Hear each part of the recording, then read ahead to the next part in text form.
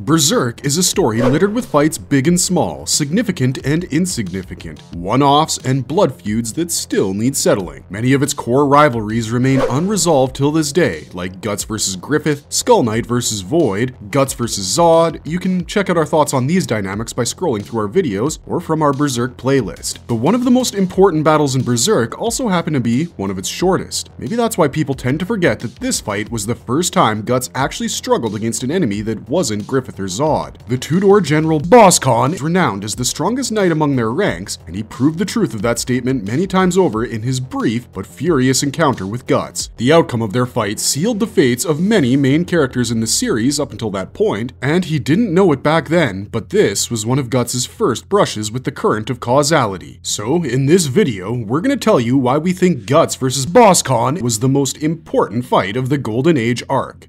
The importance of solo battles in the Golden Age arc of Berserk. While it feels like an honest-to-God solo fight is a rarity in Berserk these days, back in the Golden Age it was fairly common. Guts often measured his own skill and worth as a warrior by taking on individuals he knew were stronger than him, and also just to see how long he could survive putting his head inside the gaping maw of death. It's kinda like Sung Jin Woo from Solo Leveling for any of you guys that are watching that series these days. Cheap plug, we know, but you should definitely go check out our recent videos on the manhwa that is set to take over the anime world this year. But coming back to Berserk, Guts' character arc in the initial half of the series was much like Jin Woo's after he got selected by the system. He wanted to actively improve his own skills and strength by fighting stronger bosses, though half of them can be called trauma responses more than boss fights. And if you look at how things play out during the Golden Age, you can see that he pretty much accomplishes that in the first half. Did we say first half? That's right, it would be better for us to think of Berserk's Golden Age arc as having two parts to it. The first part is what we like to call the Golden Age prequel arc. This portion of the manga highlights Guts' life story up until joining the Band of the Falcon and his first raid as an official Falcon as well. The second half is what we call the Golden Age proper, because that's where the main story of Berserk picks up after getting through all the timey-wimey timeline stuff in the first 16 or so chapters. In the prequel arc, Guts had 4 prominent opponents, and we'll list each of them chronologically. Let's start with Gambino. The adoptive father of the Black Swordsman was a shrewd military strategist, but a terrible parental figure, forcing Guts onto the battlefield at the age of 6, a time where most children were playing with their iPads these days. Gambino gave Guts his first sword lesson and indirectly ended up teaching him how to survive the cruel life of a mercenary. We say indirectly because we're sure every time he gave Guts a lesson, he was hoping he would die, like the decoy incident recalled in the Spring Flowers of Distant Days chapters. But all his wishful planning ended up backfiring on him when Guts, who had just reached adolescence, was able to defend himself from a surprise attack and kill Gambino instinctively. Sure, Gambino was drunk and an invalid by this point, but Guts still perceived him as a father figure, and his body went into autopilot mode when it was threatened with death. That his autopilot was strong enough to kill a grown man on instinct at 13 is proof of his progress. The second man is Donovan, who asserted his dominance on Guts by violating him, another act orchestrated by the poor boy's late father. Donovan is important to the series not only because of the trauma he gave Guts, but also because he was the first person Guts actually took revenge upon. Donovan was a much bigger guy than him, but Guts was nimble, stealthy, and good with a crossbow, and Donovan had a habit of being lightly armored in battle. Guts managed to corner him during a raid and kill him in cold blood, something he now wishes he could do to Griffith. Speaking of Griffith, Guts' last 2 solo battles take place with members of the Band of the Falcon, the second being Griffith himself. We'll get to him in just a moment, so let's talk about the other guy, the Grey Knight Bazuso. When Guts fought Bazuso, he was at least 15 years of age and had already spent a decade of his life facing enemies on the battlefield. That's downright tragic when you think about it, but such was life during the medieval ages. Before meeting Bazuso, he not only had killed both of his abusers, he had also survived a search raid sent after him, an entire pack of wolves, and a couple additional years on the battlefield after being rescued by some other mercenaries. When he squared up to Bazuso, Guts was able to handle a greatsword longer than him with disgusting ease, and his natural strength was far above that of an average person. Bazuso, the Grey Knight, was like the human cannonball, or like the fully armored version of Juggernaut, but without the otherworldly powers. His strength was mighty to be sure. He once took out 30 men defend by himself using his trusty battle axe, and his armor was thick enough to stop blows from regular blades. But Guts managed to defeat him and earn his promised 7 pieces of gold with a combination of confidence and causality. His confidence was evident in the way he approached the fight. Instead of looking for an opening or creating a diversion,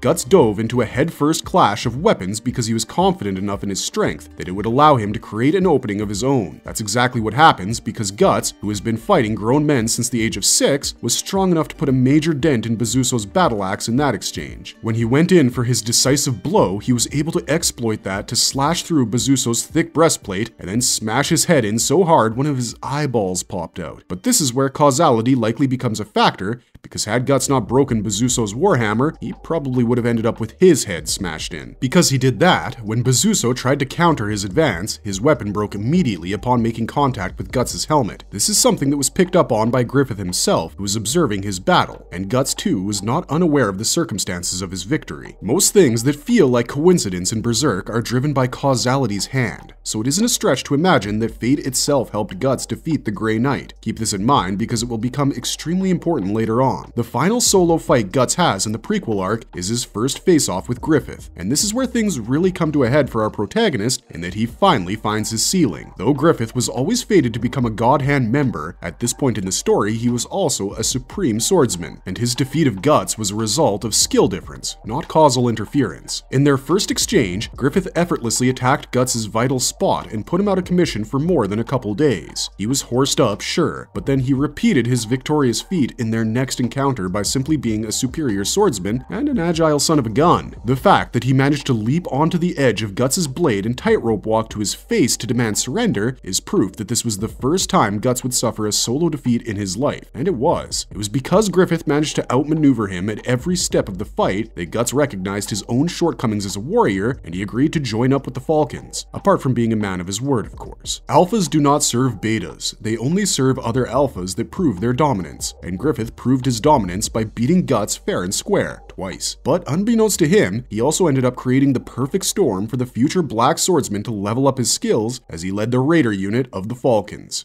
The birth of the 100-Man Slayer. How Guts improves his skills after joining the Falcons. Once he becomes a part of Griffith's well-oiled machine of mercenaries, things pick up drastically for Guts in terms of gaining battle experience. The White Falcon was at a point in his life where he was ruthless in his pursuit of undefeated glory, and a soldier like Guts was his strongest asset. In his first day as a Falcon, Guts managed to hold off dozens of pursuers as the sole rear guard, and his feats of strength only got more and more amazing after that. He had reached a point where he could rush into a charging cavalry horde head first by his lonesome and create enough chaos and destruction that his fellow Falcons could then get a clean sweep victory. He would become resilient enough to cut down 100 individual knights in a single night all by himself, but not after facing a couple of imposing challenges from a goofball and an immortal. The goofball in question is the commander of the Blue Whale Ultra Mecha Robot Defense Annihilator Black Ops Task Force, Adon Cobberwaltz. An absolute doofus of a two-door noble with a penchant for referring to himself in the third person, Adon was one of the most despicable parts of the Golden Age proper. When he was not boasting and spouting out misogynistic crap, he was busy scheming how to consolidate more power for himself. But this isn't to say that Adon was entirely useless. He was an imposing figure used to fighting with a trident, and he possessed some level of cunning thanks to his years of being a two-door noble. He was able to corner Casca in their very first encounter and catch Guts off guard with his speed. When they met again, Adon let his 100 knights try and do what he couldn't, and when they failed, his fate as a character was sealed. He made no attempt to try and stop Guts from murdering the men under his command personally, and bragged about his own survival afterwards, which is a surefire way of identifying a coward for future reference, boys and girls. The more interesting challenge came from the man that motivated Guts to stand against 100 knights alone, Nosferatu Zod. Guts' first challenge after Griffith became an appointed Viscount came from the Immortal One, and he realized that though he was stronger than most human soldiers, he stood no chance against a demon like Zod. The future Black Swordsman was keeping up with the battlefield god just barely before he transformed, and after that, resisting him became a pipe dream. Guts got thrashed about like trash, and it was only when Griffith intervened that they were able to turn the tide, even if it was ever so slightly. It took all of his strength to break Zod's sword and land a chest-deep sword slash on him. It took Zod a mere slap from his pod and nearly put Guts out of commission. This made him realize that all his training up until this point, swinging a sword bigger than him 100 times a day, jumping headlong into battles as a decoy, it was all worthless in front of demons like the Immortal One. This is one of the reasons why he decided to leave the Band of the Falcon once their current campaign was finished. Guts could feel that he had reached a ceiling he couldn't break by fighting someone else's war, and he needed to find his next battle by himself soon. A combination of self-preservation, self-determination, and emotions evoked by the time he had recently spent with Casca gave Guts enough strength to take out the equivalent of a squad unit all by himself. After Adon drove Casca and Guts into a canyon and cornered them with his 100 knights, Guts told Casca to run away. He did it in part out of a desire to protect her. They'd always been at each other's throats since they'd met,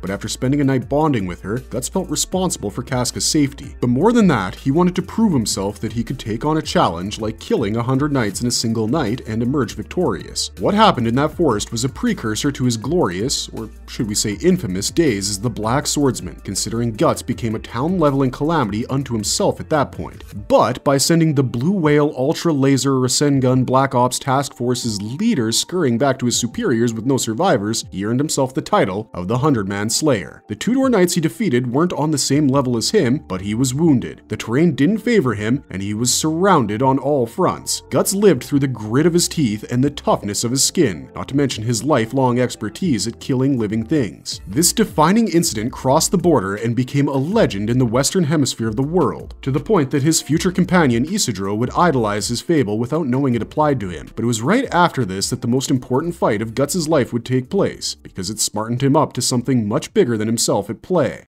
His greatest enemy became his most unexpected ally for the worst possible reason. Why Guts vs. Boscon is so important. The leader of the Purple Rhino Knights was a man as big as his rank, and he was worthy of it. Of all the Tudor characters we saw in the series, General Boscon was one of the only ones that ever felt like they could actually help Tudor win, and a lot of that has to do with how quickly Miura established him as one of the strongest in the series. Boscon was a hulking beast of a man, easily over 7 feet in height, all of it scar tissue and muscle. He had boulder shoulders and a bald head that would put the fear of God in any man that laid eyes on him, and if that didn't do the trick, Boscon's sharp tongue and blunt assessments would definitely do the job. His weapon of choice was a pole axe, and if you weren't careful around him, you could easily end up being impaled on the horns of his pauldrons. And, above all, Boscon was an excellent warrior. His reputation as the greatest Tudor general was earned through blood, sweat, and tears, and Guts learned that firsthand when they clashed in the climactic battle for Doldrey. Up until this point, the strongest enemy Guts had faced was Zod, without question. Not even Adon's Centurion squad could match the bloodlust of the Immortal One. But one swift exchange with Boscon let Guts know that he was going to have a really tough time dealing with this guy. Guts was already on the mend and recuperating from multiple injuries. He was advised to take the rest of the campaign off after his legendary feat, but thanks to Judo's elf dust,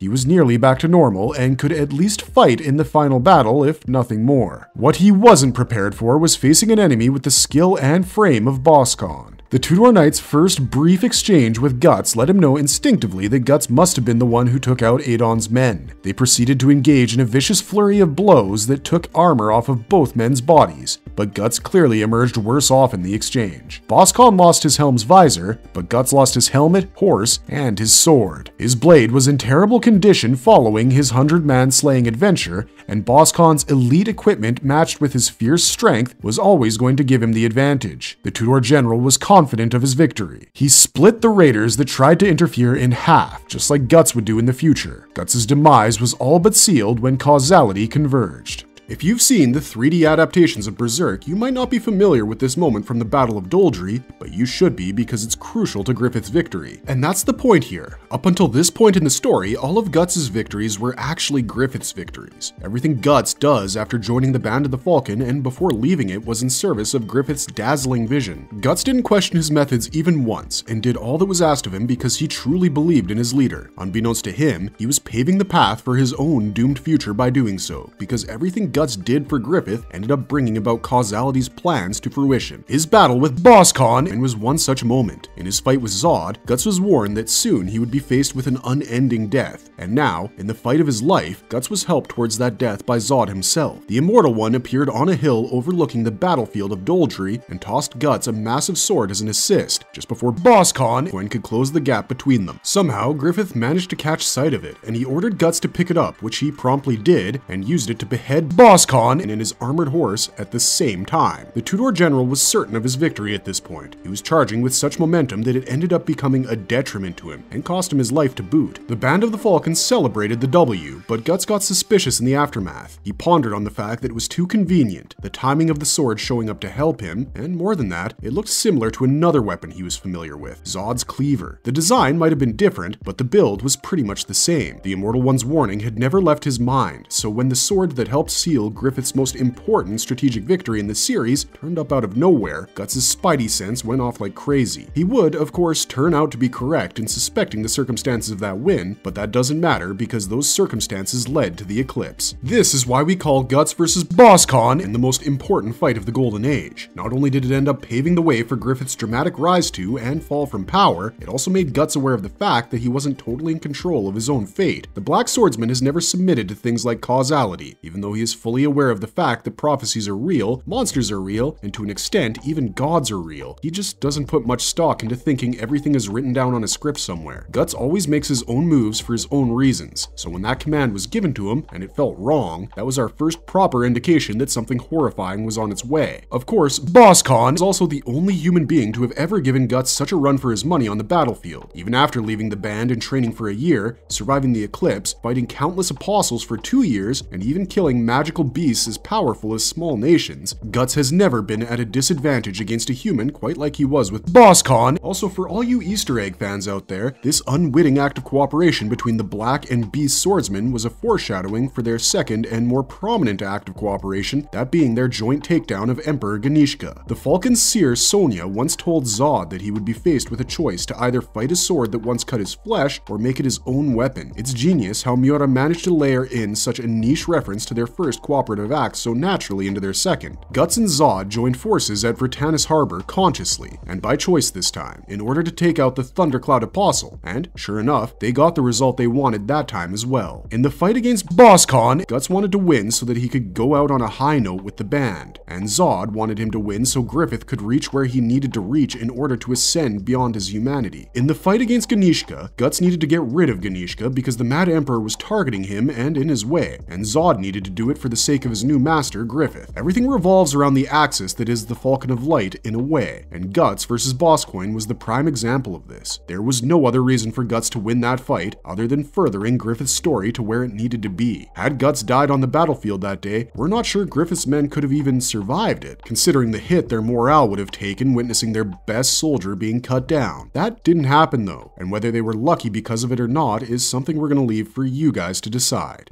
Marvelous verdict! But as for us, that's all we've got for you with this video. Guts vs. Boss-Con was a very short fight. It barely made it past half a dozen chapters, but in that short span of time, it managed to convey a lot about the series. It gave Guts a serious challenge in the lead up to his rematch with Griffith. It showed us that causality was ever present even before we understood what that was. And it turned out to be just one of the better one-off rivalries from the series. What do you guys think? Was Guts vs. Boss-Coin important? Let us know your thoughts in the comments down below. Don't forget to like the video and subscribe to our channel, and we'll see you guys in the next one. Until then, keep on struggling, strugglers.